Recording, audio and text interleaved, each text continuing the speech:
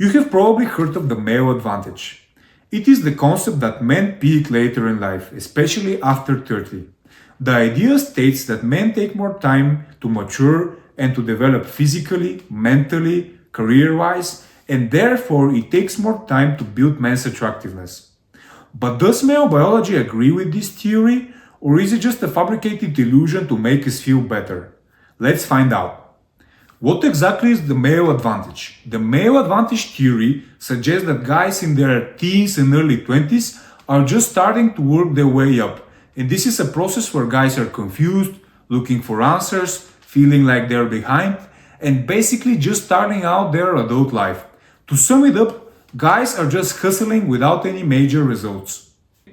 After that, if the work has been done at the gym, at the office, and all other areas of life, the first tangible results start to appear around age 27 and 28, and finally the proper peak of a man in terms of his career, his physique, his mentality, and overall attractiveness starts in the early 30s and can extend up until the 40s and the 50s.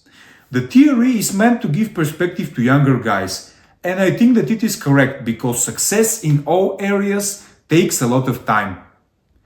Contrary to what we see on Instagram nowadays, in order to achieve something valuable, you have to set goals, push yourself, make mistakes, learn from those mistakes, and repeat this cycle again and again, and this process takes many years.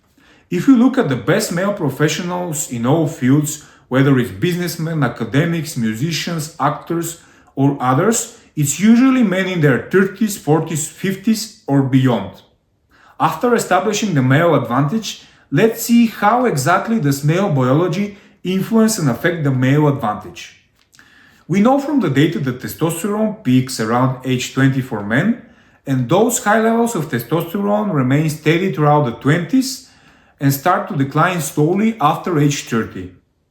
The same is true for the fertility of men. It is the best in the early 20s.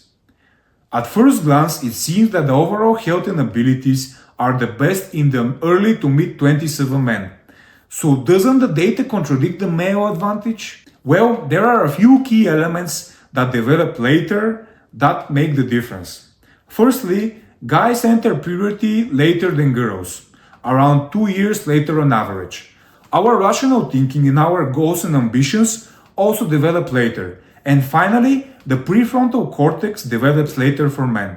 The prefrontal cortex is responsible for long-term planning, decision-making, impulse control, and it develops fully around age 25 to 27 for men. So how does the ability to think rationally and the development of the prefrontal cortex influence the male advantage?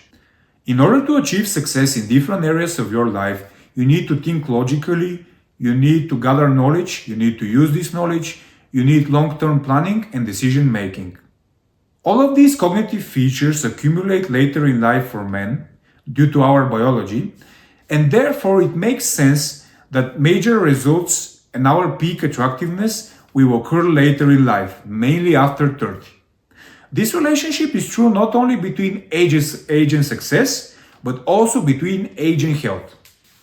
The overall health of a man is supposed to be the best in his teens and early 20s, but at those times, many of us had poor health habits, like drinking or smoking, that prevented us from having optimal health.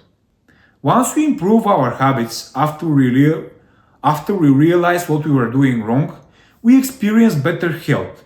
But again, that realization usually happens later on, after age 25. Our cognitive abilities dictate our health and our goals in so many different ways. The modern culture of social media success, where 20-year-old guys are driving Lamborghinis and flexing in Dubai, is largely fabricated and can make us feel like we're behind and doing something wrong. Turn off TikTok, keep your head up, do the hard work, and one day the results will be evident. Let me know what you think about the male advantage and see you next time.